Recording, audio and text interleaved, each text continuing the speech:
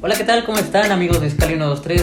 Hoy estamos en entrevista y pues ya saben, es diciembre y los tiempos de diciembre pues son entrevistas con toda la clase política que también está en tiempos de informes, en tiempos pues de poner en transparencia todas las actividades que se han llevado a cabo. Y hoy pues también estoy con el diputado Armando Bautista por el Distrito 43, que pues no es la primera vez que nos entrevistamos, nos hemos entrevistado y encontrado un montón de veces. Hablamos ahorita en el 2018 empezamos con el foro y ahí pues ya nos conocíamos de antes evidentemente, pero pues ahí pudimos a lo mejor intercambiar ya ideas, ¿no? Primero que nada, Armando, ¿cómo estás? Irving, muy buenas tardes, muchas gracias por la oportunidad de platicar contigo, con todo tu auditorio. Muy bien, estamos bien, de buenas, contentos.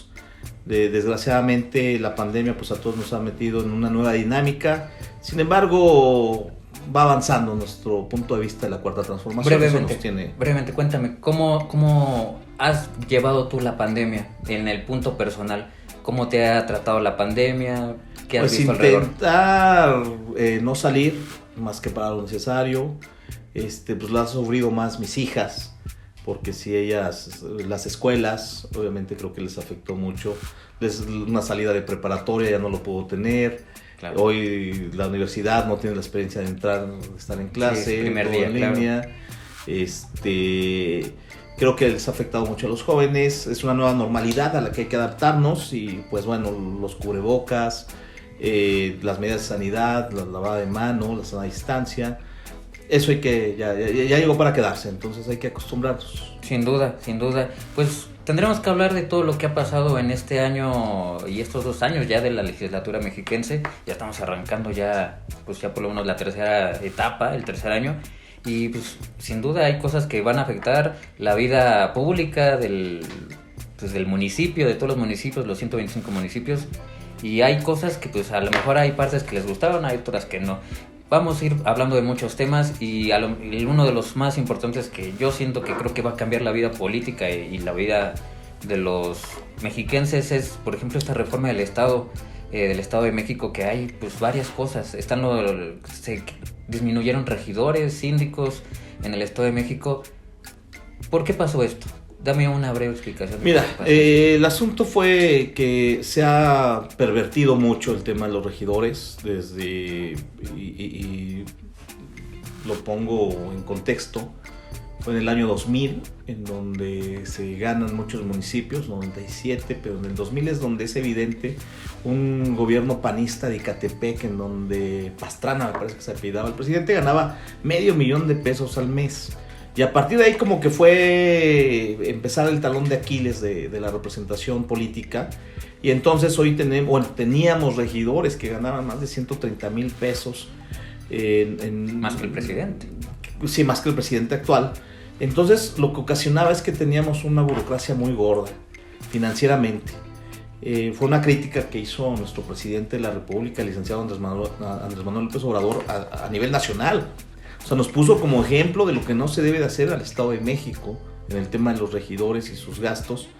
Y entonces se optó, obviamente, por propuesta del senador Higinio, hacer una reducción de regidores, porque con el tema del artículo 115 y la autonomía del municipio, pues es muy difícil regularles, sí, claro, sus dietas. Y como vemos, pues los regidores de repente se alían con la oposición para no reducirse sus dietas. Y lo que se optó fue entonces la reducción para que pudiera tener un gobierno más ágil, menos costoso y hacer una reducción. Llegó a los 400, 600 millones de pesos la reducción en esa propuesta. Yo la voté a favor, contrario a que mi partido me indicó que no lo votara, porque mi partido, y también lo entiendo, del cual soy origen, pues estamos buscando la representación política, ¿verdad? Que exista la representación de toda la sociedad dentro del cabildo. Sin embargo, mi determinación fue porque también se ha pervertido. O sea, los panistas, priistas, periodistas se han pervertido, y entonces quieres ser regidor sí o sí porque crees que tienes una nueva forma de vida que te va a salvar, y la verdad es que que esa perversión nos ha llevado a este nivel de perder un poco la representatividad política. Y bueno, pues unas por otras, ni modo. Entonces yo estoy consciente de eso y espero que la Suprema Corte no nos lo quite, para que las representaciones que vayan asumiéndose en un futuro, bueno, pues que sean las que sean las más honestas, y que no vengan nada más a agarrarse del erario, ¿no? Claro. Como se venía haciendo. En estos días he podido hablar incluso con varios actores, incluso alrededor del tema, y me comentan que hay de todos lados, ¿no? Hay gente que dice que se afecta la operatividad de un municipio, y hay gente que ya incluso fue de síndico o regidores y me dicen, pues no, me dicen, qué bueno. Me dice, la verdad es que me dice, y quiero citar expresamente lo que me dijo esta persona, me dice, si nos vamos a las funciones que dice la Constitución o que dice la Carta, bueno, donde están todas las operaciones, me dice, pues son muy simples, ¿no? Y me dice, los regidores no tienen ciertas operaciones, ciertas cosas que tiene que hacer, por ejemplo, un director de área, ¿no? Entonces, ¿tú cómo lo ves eso? Y aparte, también recuerdo que en la legislatura pues hablaste de la representación más directa, ¿no? Si me puedes... Bueno, ese fue un cambio para los diputados, pero ahorita yo concuerdo, tenemos un presidencialismo municipal que hay que corregir, y entonces los municipios, los cabildos, acuérdate, nada más es un órgano deliberante, sí, claro. El que ejecuta es el ejecutivo a través de sus directores de área, y creo que los regidores sí deben de tener más responsabilidad, no solamente cada 8 días y en sus comisiones, deben tener más, involucrarse más, pero no a cambio de más dinero. Ese es el problema de fondo. El problema de fondo es cuánto nos cuesta un regidor, cuánto nos cuesta el síndico, y a partir de eso pareciera que nada más es la cadenita de dinero. Entonces yo creo que es un manotazo en la mesa y decir a la sociedad, no se va a permitir que haya excesos, y entonces que los partidos asuman su responsabilidad, porque yo me acuerdo, los partidos de derecha lo que te dicen es, tengo que cobrar eso porque eso ganaba yo en mi empresa y entonces es para no robar. No, el servicio público no es para eso. Pues vete a tu empresa y trabaja y desde ahí genera riqueza. No vengas a ser rico en el servicio público, eso es lo que decimos. Al servicio público se viene a servir, no a hacerse millonario. Entonces, si no se entiende eso, y la única forma de hacerlo entender y que la clase política vea que es en serio, que sí va en serio la transformación, es pues, reduzcamos el número de regidores y síndicos. La representatividad, ellos alegaban la oposición que pues... es chistoso ver que el PRI alegue la representatividad. Es más chistoso ver que Acción Nacional esté tirándose al piso hablando de la representatividad y que muere la democracia, y ver a partidos como el PT o Encuentro Social diciendo no, eso es mentira, que siempre han estado abajo, que ¿no? nosotros somos los que estamos peleando esa representatividad. Claro. Pero es más grave el tema de la corrupción y del dinero que se ha llevado esa figura, que vale la pena perder un poco esa posibilidad de estar dentro del cabildo. Hoy nos obliga a tener mejores ofertas, hoy obliga a quitarse las máscaras. Vemos a estos gobiernos de derecha ya haciendo coalición, PRI, PAN, PRD, van juntos, y entonces ya nos obliga a quitarnos las caretas y definir cuál es el modelo de gobierno que se quiere. Estoy convencido que la cuarta transformación se está consolidando y va a avanzar. Perfecto. En el tema de la representación en los diputados, esa fue una propuesta que hice como diputado, que ¿cuántos diputados debe tener cada partido? Los que haya sacado en votación. Si sacaste el 18%, el 18%, y eso lo llevamos al cabildo, ojo, sí. Esa fue la alternativa que nosotros dimos. Si el PRD saca el 2%, pues tienes el 2% del cabildo. Si Morena tiene el 30%, pues tiene el 30%. Hoy hay partidos que ganan con el 40%, y el segundo lugar trae 35% y nada más se lleva el 20% del cabildo. Es decir, hay una sobrerepresentación en automática que no le ayuda nada a la democracia. Por eso es que presenté eso, pero a ellos no les pareció ni tampoco eso y dijeron, no, queremos seguir con nuestros privilegios. Bueno, pues adelante. Si no hay discusión y debate en el orden de ideas, bueno, pues hay que cortar por lo sano. Perfecto. Vamos al rubro de derechos humanos, que me interesa mucho y que, pues, por lo menos en las izquierdas deberían estar obligadas a meter todas estas partes de derechos humanos. Hay temas que han avanzado más o menos, terapias de conversión que se acaba de aprobar hace poco, con cierta oposición mínima, pero ahí estuvo. Pero hay otras cosas como el matrimonio igualitario, la interrupción del embarazo. Esas son luchas ya se presentaron las iniciativas La interrupción del embarazo, esa la presentó una compañera de Morena y del PRD. Del matrimonio igualitario lo presentó PRD, Morena y tu servidor.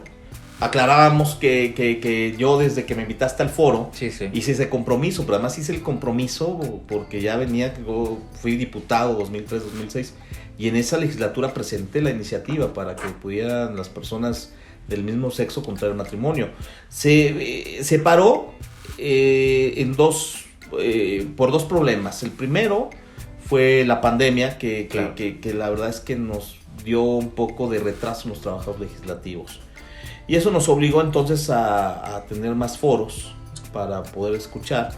Y me doy cuenta de que, a pesar de que el movimiento progresista tiene mayoría, dentro del movimiento progresista hay personas que no piensan igual que Claro. nosotros, y bueno, pues hay que respetar ese pensamiento y nuestro trabajo es cabildear.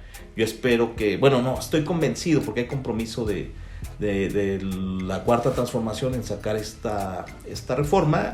Seguramente en febrero o enero estará ya avanzando. ¿Cómo sientes tú que ha sido, por lo menos la bancada del PT, que pues tienen que estar vigilando al gobernador Alfredo del Mazo? Se acaba de cumplir este tercer informe. ¿Cómo se ha portado la bancada del PT? A veces se reclama que hay en esta legislatura pues mucha complacencia con el gobernador. ¿Cómo lo ve el PT?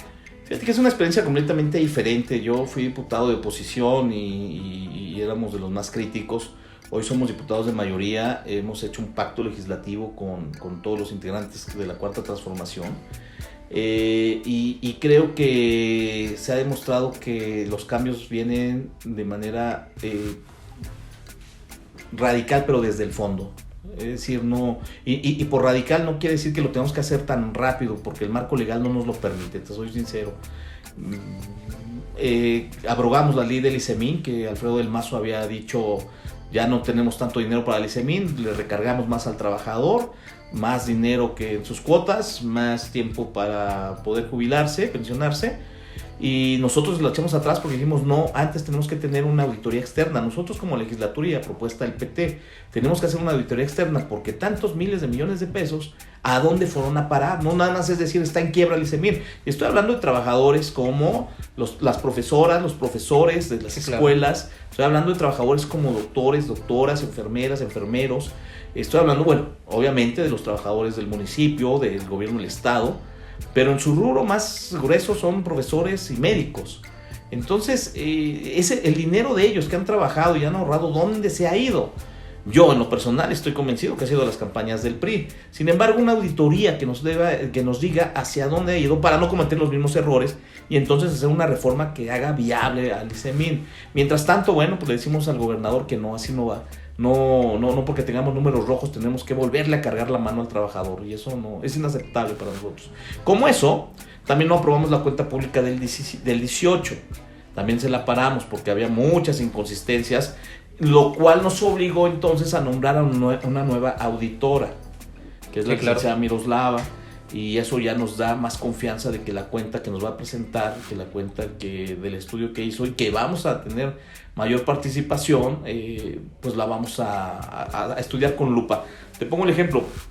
El asunto es que antes, esta división de poderes que era ficticia, el legislativo le aprueba el dinero al ejecutivo, y el ejecutivo no comprueba al legislativo, no dicen que se lo gastó. Así estaban los gobiernos priistas. ¿Qué hicimos en esta legislatura? Pues aprobamos la reforma a propuesta del PT y de tu servidor, que volviera y que tuviera la facultad del legislativo de auditar ya la cuenta pública. Y entonces hoy es facultad de la legislatura, claro, de la legislatura, que el gobernador nos diga en qué se gastó el dinero que nosotros le aprobamos, y veremos si lo gastó bien o lo gastó mal, y que haya sanciones. ¿De qué ha servido el OSFEM en estos años? ¿Hubo cambios dentro del OSFEM? ¿Se ha renovado, o lo que hemos visto en los años es de que el OSFEM pues emite recomendaciones, pero pues no tiene marco de acción? Son llamadas a misa. Claro. No, nombramos a la nueva auditora. Sí. No tiene un año, y ella nos está planteando un nuevo modelo de del marco legal, que seguramente lo analizaremos y lo estaremos aprobando, pero ha avanzado que no sea una propuesta del Ejecutivo la que él manda, porque dice, yo propongo a quién va a ser el que me va a auditar. Pues no, mi amigo, eso lo propone el Legislativo y salió del Legislativo. Perfecto. Bueno, tengo que aterrizar en Cuautitlán Izcalli, que es a donde pertenecemos. Hay muchas cosas que también me llamaron mucho la atención. Hace unos meses hablaste de Mavici, incluso de la extinción de Mavici, como ya se había propuesto en otros gobiernos, para crear otra nueva empresa. ¿Por qué